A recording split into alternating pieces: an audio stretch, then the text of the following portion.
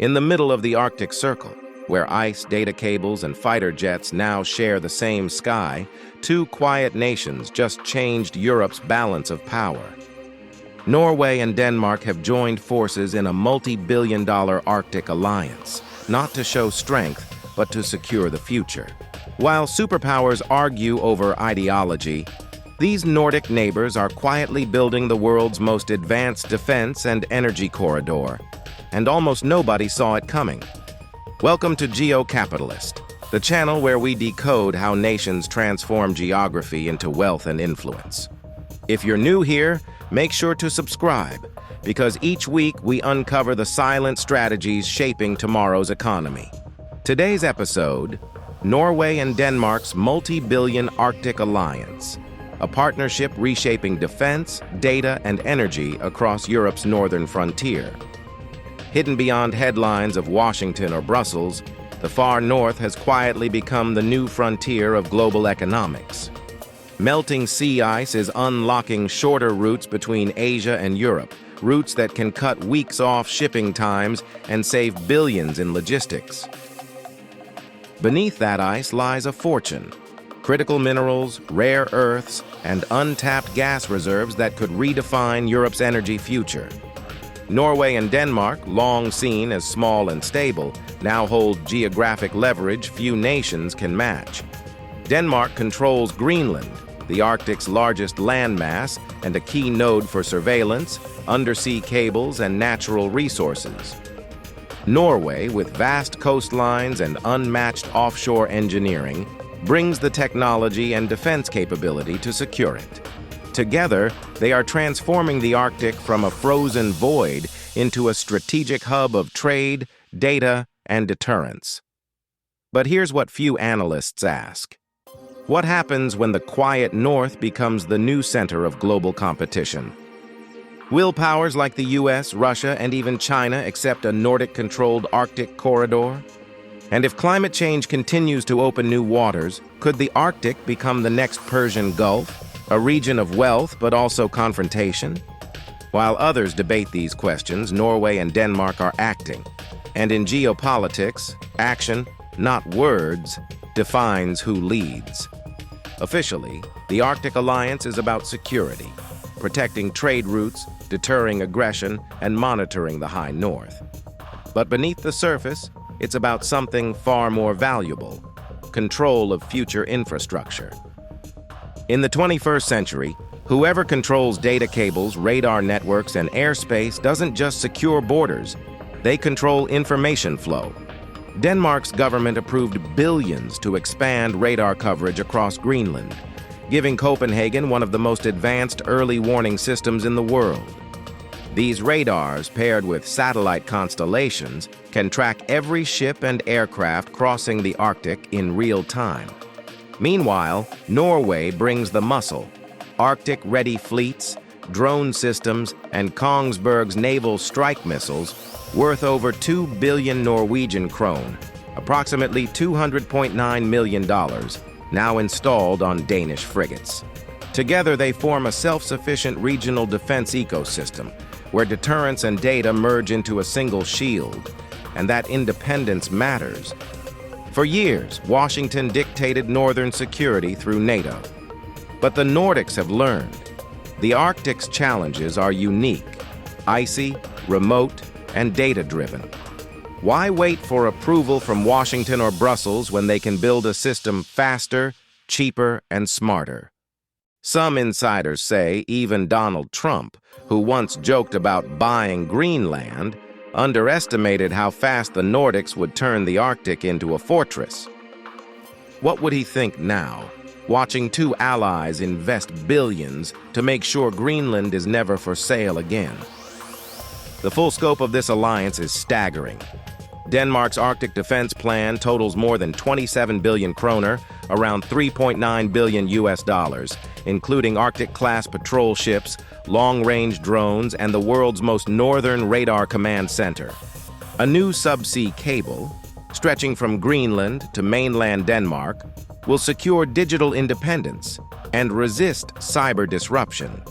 That cable alone costs nearly 3 billion kroner, but its strategic value is immeasurable. Whoever owns Arctic data routes controls the flow of global communications. Add Norway's contribution: advanced weapon systems, joint satellite programs, and maritime surveillance, and the alliance easily surpasses $10 billion in direct investment. And the benefits ripple beyond defense. These contracts create thousands of Nordic jobs, boost shipyards, and attract private investment in green energy infrastructure. Each new patrol vessel carries not just missiles, but also economic opportunity. This is geopolitics as industrial policy. It's how small states convert location into leverage. But the deeper question is this: will Europe follow their lead, or remain dependent on superpowers for protection? If the Nordics can defend themselves and profit from it, what excuse will larger nations have? In the Arctic, efficiency has become a new form of sovereignty. Europe is watching closely. For decades, France and Germany dictated the continent's defense narrative. But in the Arctic, it's the Nordics, not the bureaucrats of Brussels, setting the pace. Their success is rewriting what European defense even means. Within NATO, Norway and Denmark's coordination gives the alliance a seamless northern shield.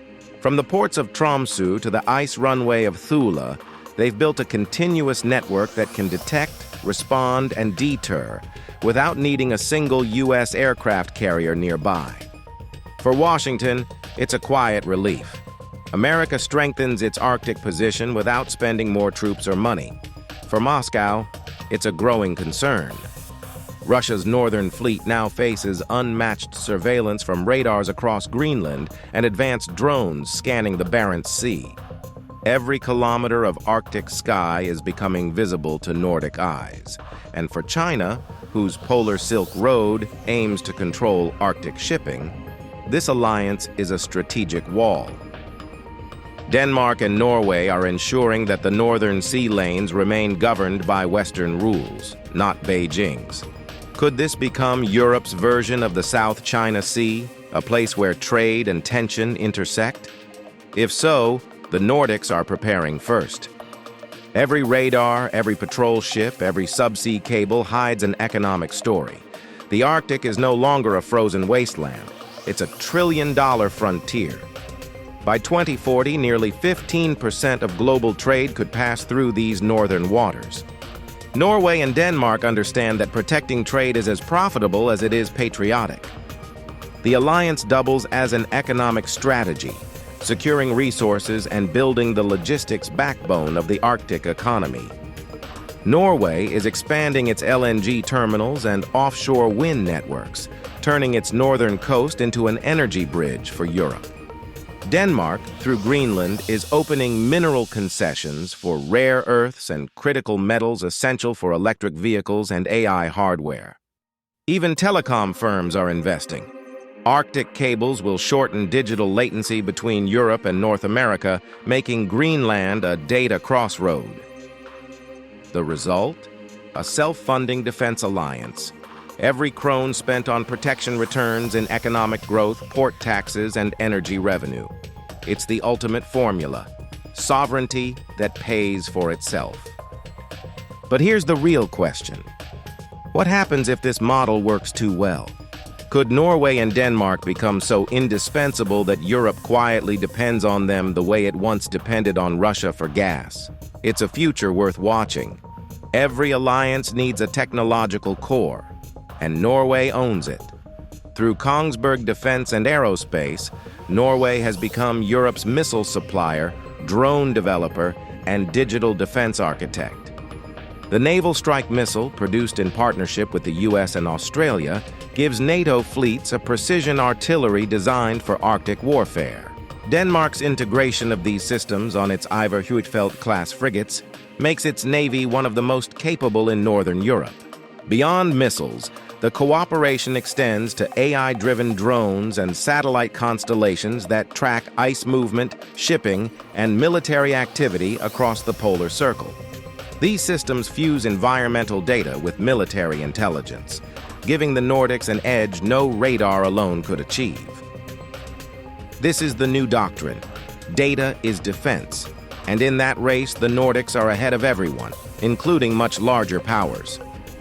As the US and Russia compete for dominance, Oslo and Copenhagen quietly build the software backbone that both superpowers may someday depend on. Could Europe's next military revolution come not from Paris or Berlin, but from the engineers of the North? Step back and the logic becomes clear. Norway and Denmark aren't just cooperating, they're building a new model for modern sovereignty. Instead of long speeches about unity, they practice it through contracts, infrastructure, and shared logistics. While Southern Europe debates treaties, the North quietly executes strategy. Their approach blends energy, defense, and digital infrastructure into one interlocking system. Every wind farm doubles as a naval observation post. Every subsea cable carries both data and defense capacity. Every Arctic runway is designed for civilian cargo and emergency deployment alike. By pooling resources, they lower costs, reduce dependency, and, perhaps most importantly, gain political leverage inside NATO and the EU. Even countries like Finland and Sweden are now aligning their procurement and logistics planning with the Nordic model, realizing that small nations can collectively outperform the traditional military-industrial giants. For investors, this alliance is more than military. It's industrial policy disguised as defense. Shipyards in Bergen, drone companies in Odense, and satellite startups in Espoo are booming under joint Nordic contracts. Each new project creates a cycle of innovation that spills over into civilian technologies, from renewable energy systems to AI logistics. The Nordics are teaching Europe a forgotten truth. Alliances can create profit, not just protection. And that's the real disruption. They're transforming defense from a cost center into an export industry. So here's the long-term play. The North doesn't seek domination, it seeks standardization. They want to write the technical norms for Arctic shipping, green naval propulsion, and data security. Because in the 21st century, the nation, or region, that sets the standards, shapes the market, and eventually, the world order itself. History tends to overlook the quiet builders until their work changes everything. Norway and Denmark's multi-billion Arctic alliance is more than a pact of protection. It's a blueprint for strategic independence in a volatile century. While others chase headlines, these two nations are laying the groundwork, literally, for Europe's digital, energy, and military resilience. Every kilometer of fiber optic cable, every radar tower in Greenland, every wind turbine along Norway's coast forms part of an invisible architecture of influence. It's the story of nations that don't need confrontation to gain power. They build it. Power here doesn't roar through tanks or threats. It hums quietly beneath the ice, through the flow of data, trade, and trust. And this raises a question worth asking. If two small nations can secure their sovereignty through design and discipline, what stops the rest of Europe from doing the same? Perhaps the real strength of the Arctic Alliance is not its missiles, but its mindset. Long-term planning in a world addicted to short-term reaction. So, as superpowers trade headlines, the North trades blueprints. And in that contrast lies the lesson for the next generation of policymakers and investors alike. And there you have it. If you found this breakdown valuable, check our next video, and don't forget to subscribe. Your support keeps us independent, sponsor-free, and fearless. This was Norway and Denmark's multi-billion Arctic alliance. No one expected. Thanks for watching, and see you next time.